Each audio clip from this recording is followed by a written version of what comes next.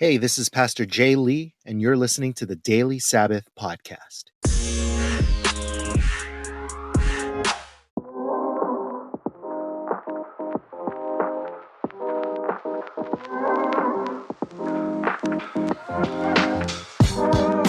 Hey guys, Pastor Jay here, and welcome to the Daily Sabbath Podcast. If you are listening to this on Monday, hope you're having a great start to your week. Now, just wanted to give you sort of a preview of what's coming up on the podcast this week. As you know, we are in the middle of Women's History Month here in the United States. And so one of the things that I really wanted to do this month is to feature some female voices, both as guest devotionals as well as in my interviews, and really just have some conversations this month that are about women and for women. And so today we have a special guest devotional from Amanda Schaefer. She is the host of the podcast, A Cup of Gratitude. She's also been a guest on the Daily Sabbath podcast, and she was gracious enough to invite me to be on her podcast a few months ago. And so she has just a powerful devotional for us today about the woman with the alabaster jar.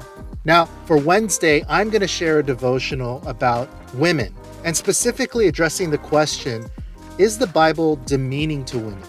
Does the Bible portray women as being somehow inferior to men? And so that's coming up on Wednesday. And then for our weekly interview on Friday, our questions episode, it's a really good one. We're talking about women in ministry with my guest, fellow Christian blogger, Kristen Nave. And so really, we just have a full week here on the podcast. I'm just really excited to share all of it with you guys. And so make sure you guys catch those episodes this week. And I just humbly ask that if you enjoy the podcast, would you consider sharing an episode with a friend or on your social media? And I want to give a special shout out to our friend Demira Melissa, who is a Christian artist that we've featured on the podcast several times, but she gave us a very kind shout out on her Instagram account. And so we just really appreciate that because, you know, at the end of the day, with all the marketing and things that I do, really the number one way still that a podcast grows is through word of mouth. And so if you are being blessed by this podcast, if you feel like there's something good and something meaningful happening here, would you please consider sharing this with a friend, with your family members, or even just out on your social media? I would be so thankful for that. And so with all that being said, here is our special guest devotional from Amanda Schaefer.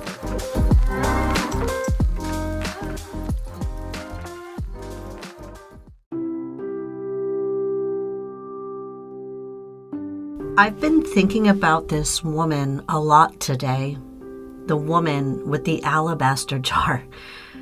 I want to be like her, a woman who gave everything she had because she realized who Jesus was. Her tears fell on his feet because she realized not only who she was, but how he saw her. She was worthy in his eyes. She was loved and enough and seen and beautiful. In the days of the Bible, when a woman reached the age of marriage, her family purchased an alabaster box. They would fill it with fragrant oil, and when a suitor asked her for her hand in marriage, and she would agree, she would do him the honor by breaking the box and pouring out the oil at his feet. And as we who are in a relationship with Jesus are referred to as the bride of Christ, I find this powerful. Nard was a popular perfume in biblical days. The scent was powerful too. It would permeate the entire house. 2 Corinthians says, "For we are the aroma of Christ to God among those who are being saved and among those who are perishing. To one, a fragrance from death to death. To the other, a fragrance from life to life." Our love for Jesus should permeate every place that we go and all whom we meet. The disciples were indignant when they saw what this woman did. To them, it was a waste. They spoke of how much she could have sold the perfume for in order to help the poor, but Jesus reprimanded them and said that what she did was beautiful. He said that the poor would always be with them, but he would not.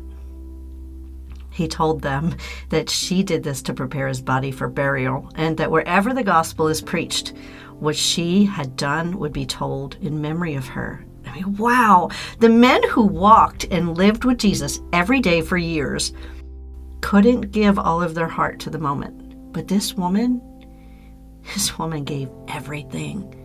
She knew honoring Jesus was more important than money. So an unnamed woman was included in the Bible because she is our example to pour it all out. What do you have? What do you find valuable? Would you part with it to honor Jesus? If you're holding anything back, that's a place that you need to take to God in prayer. Nothing that we have is really our own. It's all a gift from God. Sometimes I feel anonymous, an unnamed person too, in a sea of famous people. This story gives me such hope because it wasn't her notoriety that brought her to Jesus' feet. It was her sin. It was her realization that she needed something beyond herself, that she needed Jesus. She knew it and she showed it. And Jesus rebuked Simon. He was a Pharisee, a man highly respected in society and presumably knowledgeable about God. Yet he didn't greet Jesus with a kiss or wash his feet when he welcomed him into his home, as was the custom at that time. But the woman, she washed Jesus' feet with her tears and dried them with her hair. She was so deeply repentant, so sorry for her sin. And Jesus knew it, and he forgave her. I am that woman more days than I care to admit. And I throw myself down at the feet of Jesus, full of the weight of my sin. I empty myself, my tears fall, and I can feel his forgiveness permeate my heart. I think the woman had no name, not because she was dispensable, but because she was so integral an example to us.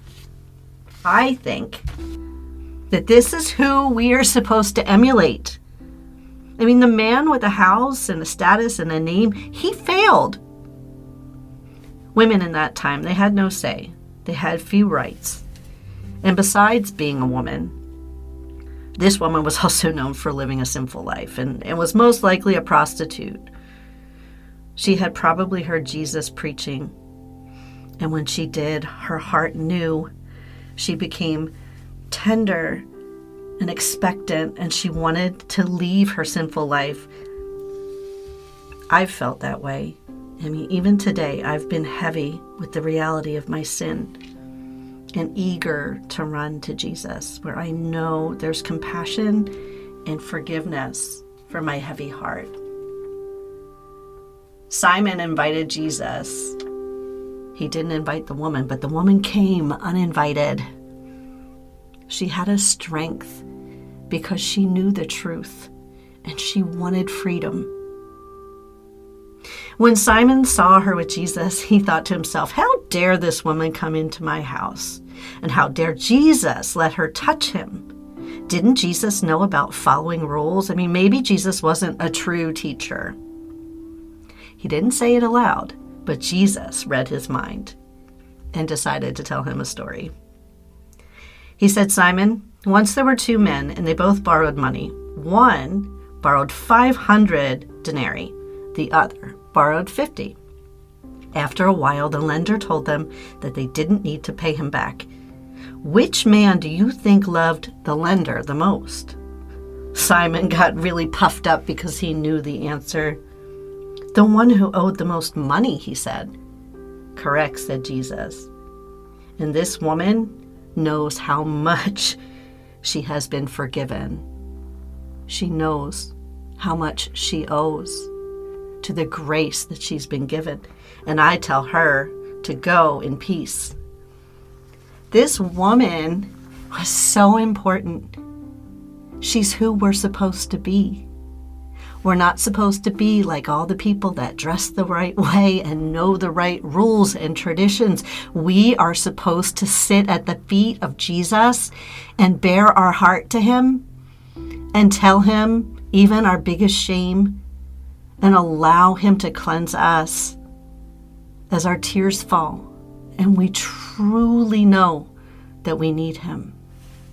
This woman will never be forgotten. She's in all of the Gospels, and you need to go read them and think about this during the time where we look at Jesus going to the cross.